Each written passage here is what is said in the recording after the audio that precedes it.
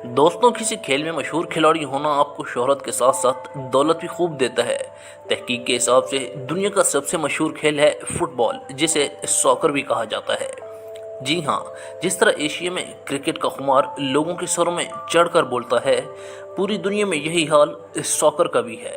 और इस खेल के सबसे उम्दा खिलाड़ियों में से एक हैं क्रिस्टियानो रोनाल्डो।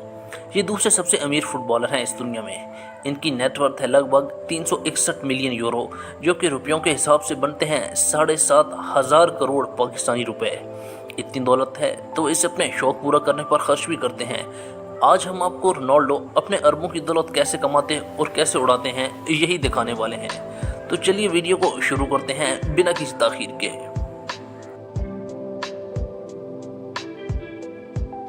35 साल के क्रिस्टियानो रोनाल्डो पुर्तगाल के फुटबॉल खिलाड़ी हैं, जिनके पास लगभग $500 बिलियन की दौलत है। सबसे पहले बात करते हैं इनकी कार कलेक्शन की। तो रोनाल्डो को कार्स का काफ़ी ज़्यादा शौक है और इनके पास 5 करोड़ 64 लाख की Lamborghini Aventador, Maserati, Ferrari, Porsche 911, Bentley Continental GT,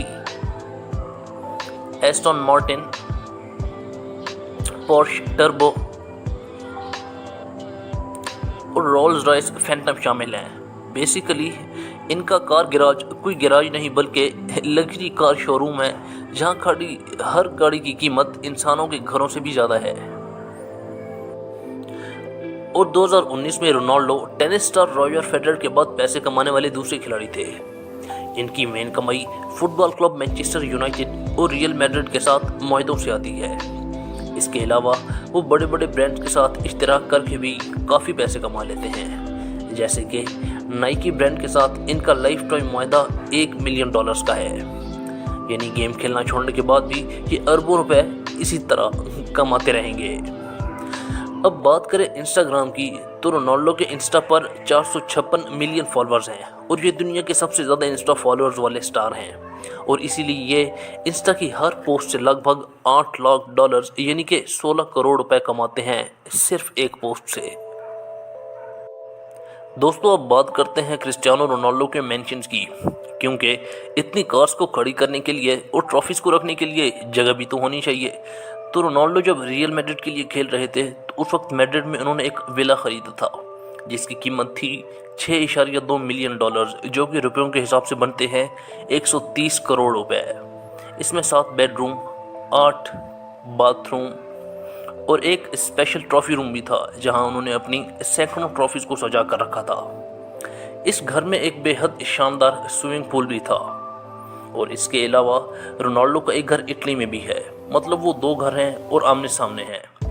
और न्यूयॉर्क सिटी अमेरिका में ट्रम्प टावर में इनका एक अपार्टमेंट भी है, जो काफ़ी ज़्यादा लग्जरी है। इसकी कीमत लगभग $18.5 मिलियन है, जो कि 4 अरब रुपए बनते हैं। इस अपार्टमेंट में 3 बेडरूम, 3 बाथरूम और एक किचन के साथ साथ न्यूयॉर्क सिटी का जो बेहद शानदार नज़ारा मिलता है, वो इसे बेहद कीमती बनाता है। और अमेरिका स्टे के दौरान वो यहीं पर रुकना पसंद करते हैं। और रोनाल्डो का स्टेटस दुनिया में बेहतरीन खिलाड़ी के साथ साथ अब एक मशहूर मॉडल जैसा भी बन चुका है, क्योंकि इंस्टाग्राम पर इनके काफ़ी ज़्यादा फॉलोअर्स हैं, जितने के मॉडल और एक्टर्स के भी नहीं होते।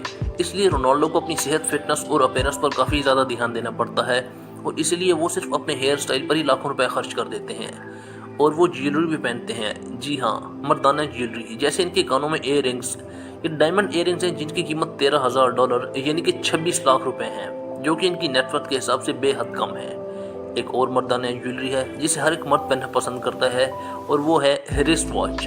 रोनाल्डो को भी घड़ियां पहनना काफ़ी पसंद है और उनके पास घड़ियों का बेहद शानदार कलेक्शन मौजूद है, जिसमें रोलेक्स की अब तक की सबसे महंगी घड़ी रोलेक्स GMT मास्टर है, जिसे वो दुबई में पहने हुए नजर आए थे।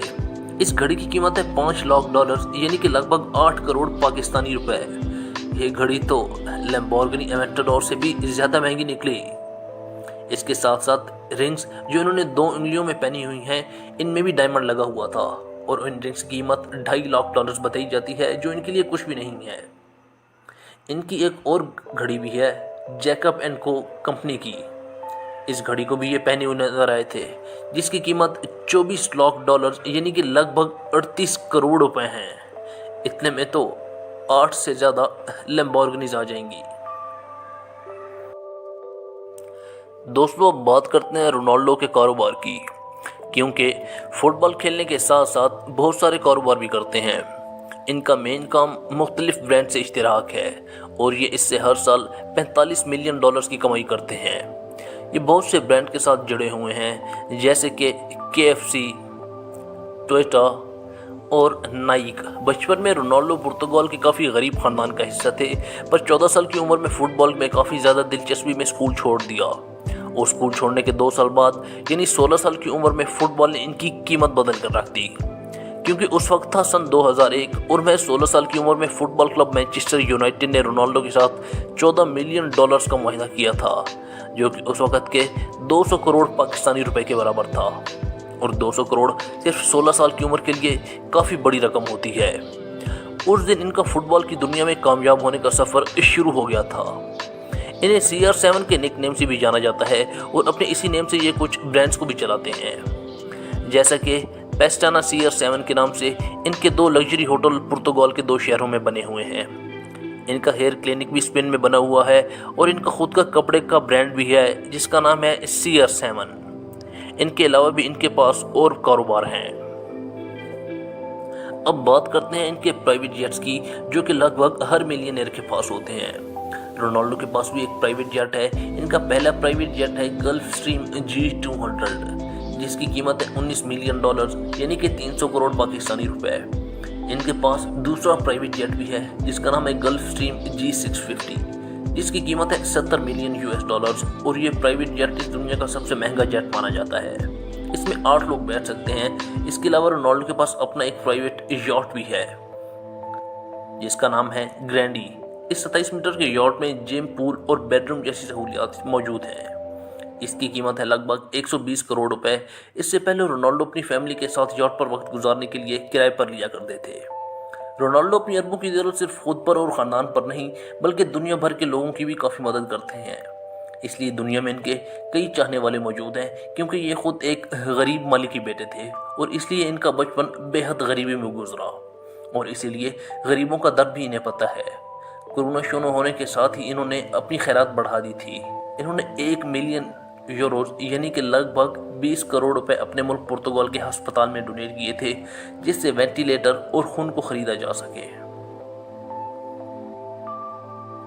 इसके अलावा उन्होंने अपनी पूरी टीम को बोनस भी किया था 50% इस कोरोना से निपटने के लिए। और इसके अलावा 2011 में उन्होंने 40 गोल किए थे, जिसकी वजह से इनको यूरोपियन गोल्डन बूट से नवाजा गया था।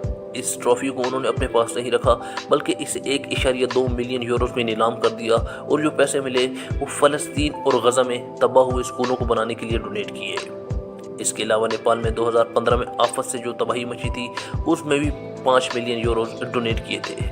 और सिर्फ वैसे नहीं, रोनाल्डो ने एक इंटरव्यू में बताया कि उन्होंने अपने जिस्म पर टैटू इसलिए नहीं बनवाए क्योंकि वो अक्सर खून डोनेट करते हैं और टैटू बने होने की वजह से अगर खून को बार बार डोनेट किया जाए तो स्किन में इन्फेक्शन हो सकता है। और सिर्फ खून ही नहीं, उनके दोस्त के बेटे को जब बोन मैरो की ज़रूरत पड़ी तो उन्होंने अपना बोन मैरो भी डोनेट कर दिया। 2007 में जब रोनाल्डो की वालदा कैंसर से ठीक हुई तो उन्होंने इस खुशी में पुर्तगाल केयर सेंटर को €1,20,000 डोनेट किए थे। इसके अलावा भी ये बहुत से फलाही काम करते हैं जिनके बारे में हम अगर बात करें तो वीडियो काफ़ी लंबी हो जाएगी। और यही फलाही काम साबित करते हैं कि रोनाल्डो सिर्फ अच्छे खिलाड़ी ही नहीं बल्कि एक बेहद अच्छे इंसान भी हैं। तो दोस्तों, अगर आपको हमारी वीडियो अच्छी लगे तो लाइक करें, चैनल सब्सक्राइब करें और बेल का बटन ज़रूर दबाएं।